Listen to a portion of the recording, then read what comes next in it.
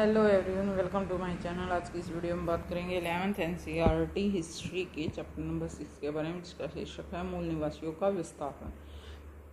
तो इस चैप्टर से रिलेटेड एक वीडियो में पहले जान चुकी हूँ। इसमें हम डिस्कस कर चुके हैं कि मूल निवासी हैं वो किसकी वजह से किन्हीं और जगह पे उन्हें जाना पड़ा।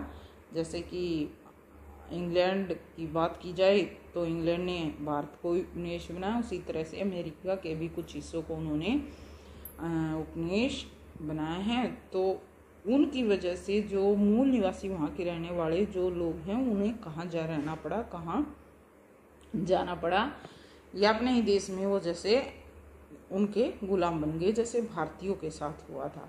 तो ये सब हम इस वीडियो में डिस्कस कर चुके हैं। आगे इस चैप्टर में बढ़ते हुए हम जानेंगे दक्षिण इलाके की जलवायु कि वहाँ की जलवायु तो क्या थी यूरोपीय जनों के लिए।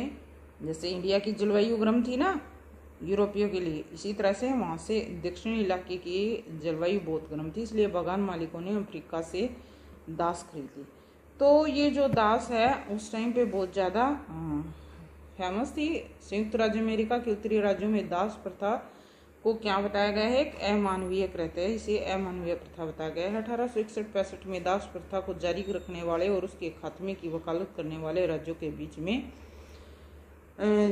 जो युद्ध हुआ है उसमें दासता विरोधियों की ही जीत हुई है। लेकिन अफ्रीकी मूल के अमेरिकियों को नागरिक स्वतंत्रता 20वीं सदी के में ही आकर मिल पाई है।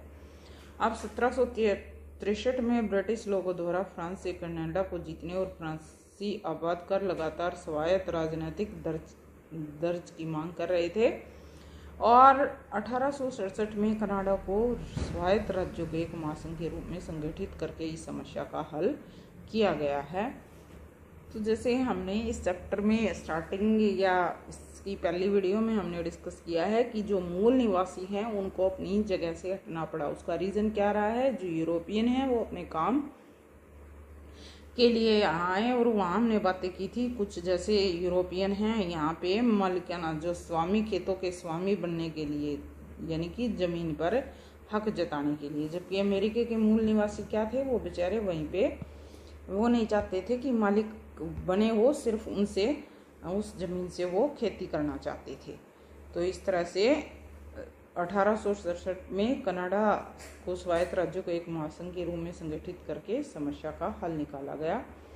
फिर भी अपनी ज़मीन से मूल बाशिंदों की बेदखली से क्या हालात हुई हैं वहाँ की, तो जो ये बाशिंदे हैं वहाँ के रहने वाले, उससे क्या हुआ है, संयुक्त राज्य अमेरिका है अपनी बस्तियों का विस्तार करने, ज़मीन को कम कीमत पर बिक्री के समझौते पर दस्तखत कराने के बाद मूल निवासियों को वहाँ से हटने के लिए प्रेरित करता है या बाध्य करता है।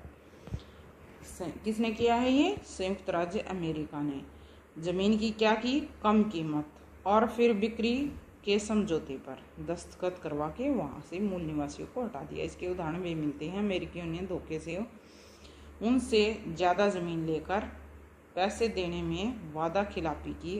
जॉर्जिया संयुक्त राज्य का ही एक अधिकारियों की दलील थी कि चिरोकी कबीला राज्य के कानून से शासित होता है, लेकिन वे नागरिक अधिकारों का उपयोग नहीं कर सकते थे। तो यहाँ पे अगर जो हम बातें कर रहे हैं मूल बासिंदे, तो मूल बासिंदों में इन कबीलों लोगों की ही बात की जा रही है। ज़मीन लेने वाले लोगों ने अपने को इस बात पे उचित ठहराया कि मूल निवासी ज़मीन का अधिकतम इस्तेमाल करना नहीं जानते, ठीक है, तो वे बाजार हेतु उत्पादन करने में अपने शिल्प का कौशल का इस्तेमाल नहीं करते। सेकेंड रीजन ये दे दिया, अंग्रेजी सीखने और ढंग के कपड़े पहनने में उन्हें अधिक दिलचस्पी नहीं है। जबकि स्थिति क्या थी, इससे विपरीत थी। वो क्या चाहते थे कि ज़मीन का यूज़ किया जाए, उन्हें सभी चीज़ें आती थी, क्योंकि हम पहली वीडियो में डिस्कस कर चुके हैं इस बात को। बस वो इतने भोले थे कि वो इस ज़मीन पर मालिकाना हक जताना नहीं चाहते थे, क्योंकि वो अपने को जंगल की संतान या मानते थे और वहीं रह के वो प्रकृति के साथ घालमेल से अपना जीवन बिताना चाहते थे। अब ज़मीन के अंदर जो है सीसा, सोना या खनिज तेल जैसे भी जो भी खनिज उन्हें मिले, तो इनका पता चलने पर मूल निवासी के कई समूहों को एक ज़मीन साझा करने के लिए बाध्य करने से उनके बीच में झगड़ा हो जाता था। मतलब बांटने से उनके छोटे इलाकों में क्या किया गया, उनको रिजर्व कर दिया गया और इसका नाम दे दिया रिजर्वेशन, आरक्षण। इन ज़मीनों से उनका पहले से कोई रिश्ता नहीं था, मतलब जो उनकी मूल ज़मीन थी उसको छीन लिया गया और एक छोटे से इलाके में उनको स्टोर कर दिया गया, कैद कर दिया गया। उन्हें अपनी ज़मीनों के लिए लड़ाई भी लड़ी थी, जैसे कि इंडिया में हुआ है कि वहाँ के बिरसा मुंडा विद्रोह जो इस बात का ही ठीक है, क्योंकि उन्हें पहले अंग्रेज़ों ने किराए पे हायर किया था और बाद में फिर उनके साथ भी वैसे ही किया जो वहाँ के मूल निवासियों से। तो इसी तरह से संयुक्त राज्य की जो फौज है 1865 से 90 के बीच पाड़ो विद्रोह की एक पूरी श्रृंखला का दमन कर पाती है। और कनाडा में 1869 से लेकर 1885 के बीच मैटिसो के में सशक्त विद्रोह होते हैं, लेकिन लड़ाइयों के बाद उन्होंने हार मान ली। तो ये लड़ाइयों के बाद किन्होंने हार मानी है, ये मानी है मूल निवासियों ने। अब गोल्ड रश और उद्योगों की वृद्धि, जैसे कि वहाँ पे सोना और अन्य खनिज पदार्थ हैं, तो उस रश गोल्ड के लिए जो रश हुई है और इससे कौन से उद्योग पनपे हैं। तो 1840 में संयुक्त राज्य के अमेरिका के कैलिफोर्निया में सोने के कुछ चिन्ह गोल्ड रश को जन्म दे पाते हैं। तो ये गोल्ड रश क्या रहा है। हजारों की संख्या में आतुर यूरोपीय लोग अपनी तकदीर संवार लेने की उम्मीद में अमेरिका पहुंच जाते हैं। पूरा महाद्वीप में रेलवे लाइनों का निर्माण हो गया, जिसके लिए हजारों चीनी श्रमिकों की नियुक्ति की गई, जैसा कि इंडिया के साथ हुआ था। 1870 में संयुक्त राज्य अमेरिका रेलवे और 1885 में कनाडा रेलवे का विकास उनका काम पूरा हो पाता है। और स्कॉटलैंड से आया एक गरीब अप्रवासी एड्रिड कार्नेगी संयुक्त राज्य अमेरिका के पहले करोड़पति उद्योग स्वामियों में से एक था। इंग्लैंड में औद्योगिक क्रांति होने का एक कारण यह था कि यहाँ छोटे खेतिहर किसान बड़े किसानों के हाथों अपनी जमीन खोने के बाद कारखानों में नौकरी के लिए जाने लगे। उत्तरी अमेरिका में रेलवे के साजो सामान और खेती को आसान बनाने वाले यंत्रों के उत्पादन के लिए उद्योग विकसित हुए हैं। तो इस तरह से संयुक्त राज्य अमेरिका, कनाडा दोनों जगहों पर ही उद्योगों का विकास हुआ है और औद्योगिक नगरों का विकास हुआ है। और 1860 में संयुक्त राज्य अविकसित अर्थतंत्र 1890 में दुनिया का औद्योगिक शक्ति संपन्न देश बन चुका था। अब जैसे कि नए नए उद्योग धंधे लगाए जा रहे थे, तो इसके लिए क्या ज़रूरत थी, ज़मीन की भी। तो इसलिए बड़े बड़े इलाकों को साफ किया गया, बड़े पैमाने पर और ज़्यादा खेती का विस्तार किया गया। 1890 तक जंगली भैंसों का लगभग पूरी तरह से उन्मूलन कर दिया गया। जंगली भैंसें हैं उनको उन्मूलन कर दिया गया। 1892 में संयुक्त राज्य अमेरिका का महाद्वीपीय विस्तार कंप्लीट हो चुका था। प्रशांत महासागर अटलांटिक महासागर के बीच का क्षेत्र राज्यों में बंट चुका था और कुछ ही सालों के भीतर संयुक्त राज्य अमेरिका साम्राज्यवादी शक्ति बन के हवाई और फिलीपींस में अपने उपनिवेश बसा चुका था। अब संवैधानिक अधिकार, संविधान में उन्हें अधिकार कम मिला। संयुक्त राज्य अमेरिका ने क्या किया, 1770 के जो डिकेड है उसमें अपनी राजशाही और अभिजातंत्र के खिलाफ आज़ादी के अपने संघर्ष में लोकतांत्रिक भावना के साथ एकजुटता बनाई थी। उनके संविधान में व्यक्ति के संपत्ति के अधिकार को शामिल किया गया, जिसे रद्द करने की छूट राज्य को नहीं थी, लेकिन लोकतांत्रिक अधिकार और संपत्ति का अधिकार दोनों सिर्फ गोरों के लिए ही बने हुए थे।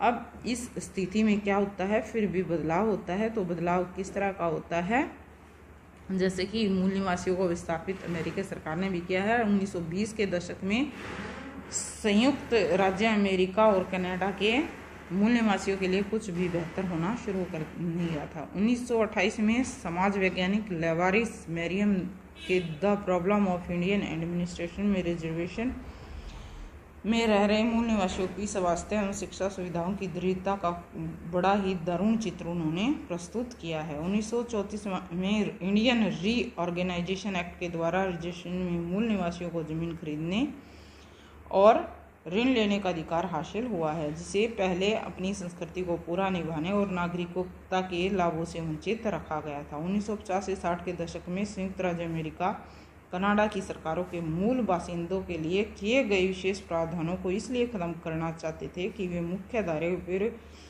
संस्कृति में शामिल हो जाएं और क्योंकि वो अमेरिका के तभी कहलाएंगे। लेकिन क्या हुआ, जो बाशिंदे हैं वहाँ के, कौन से बाशिंदे, मूल बाशिंदे ऐसा नहीं चाहते थे।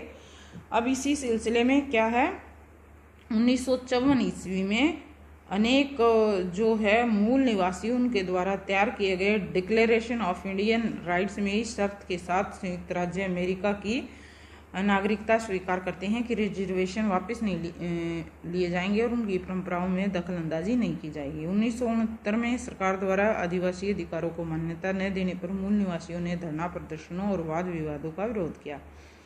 1982 में संवैधानिक धारा के तहत मूल निवासियों के मौजूदा आदिवासी अधिकारों और समझौता आधारित अधिकारों को भी स्वीकृति मिलती है। तो यहाँ पे आदिवासी अधिकार दे दिए जाते हैं और समझौता वादी जो आधारित अधिकार है उन्हें मिल जाता है।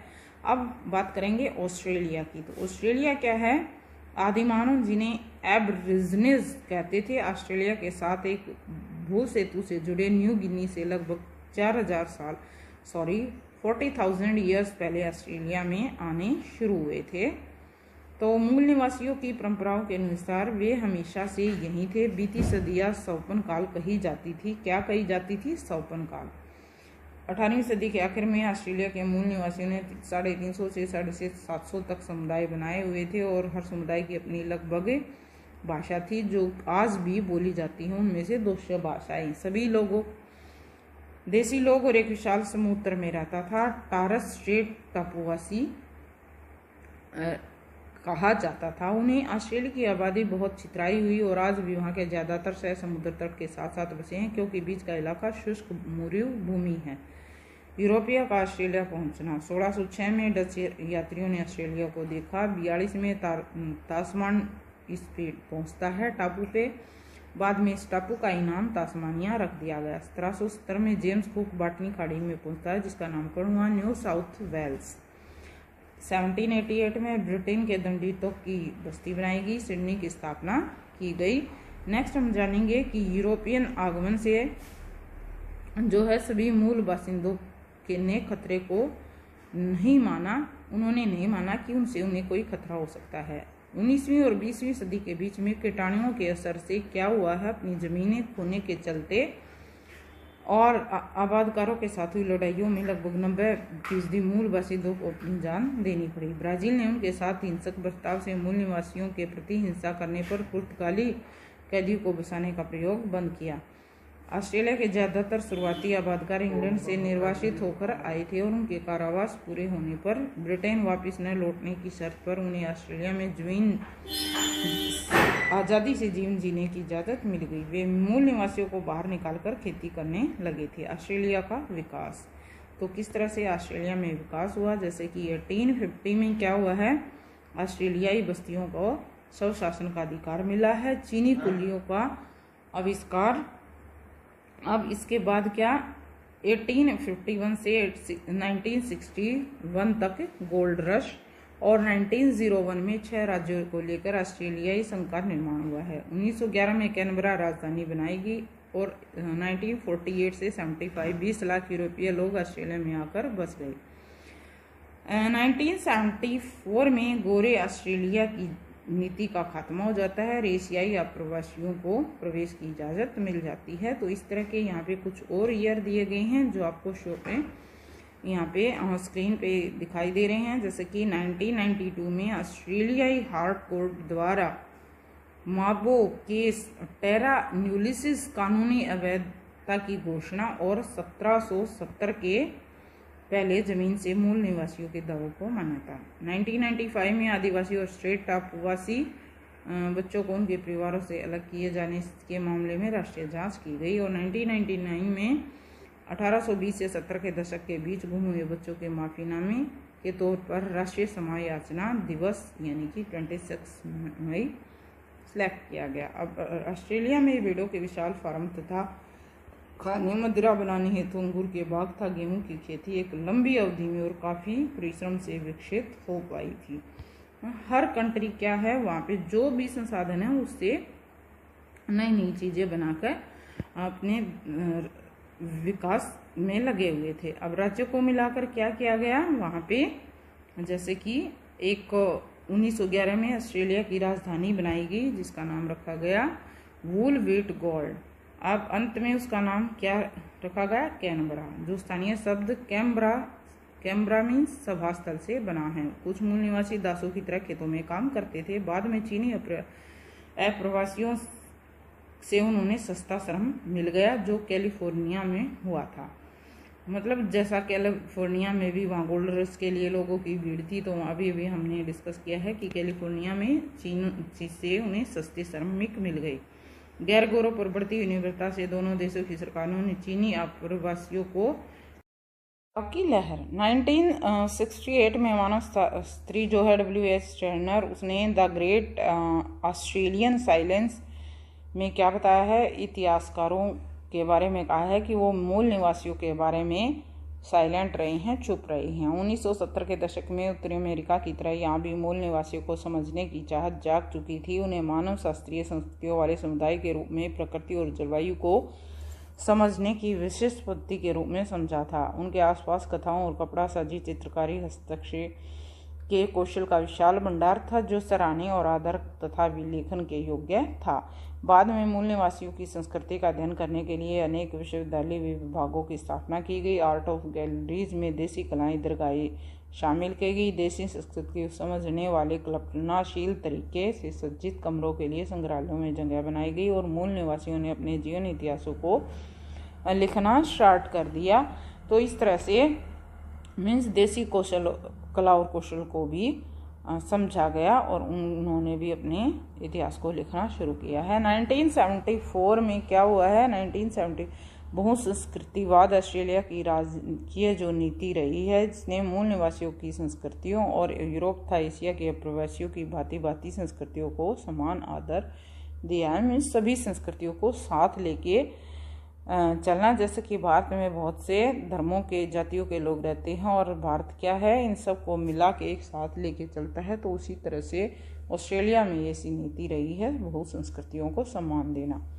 सरकार ऑस्ट्रेलिया की ज़मीन को टेरा न्यूलिसिस जो किसी की नहीं है कहती थी और आदिवासी रिश्तेदारों से छीने गए मिश्रित रक्त वाले मूल निवासी यूरोपीय बच्चों के लिए हुए आंदोलन के कारण दो महत्वपूर्ण निर्णय लिए गए।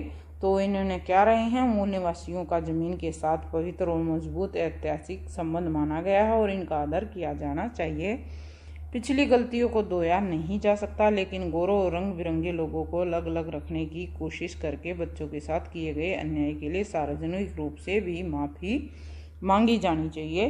तो इस वीडियो में ये जो चैप्टर है ये आपका कवर हो जाता है। So thanks for watching the video.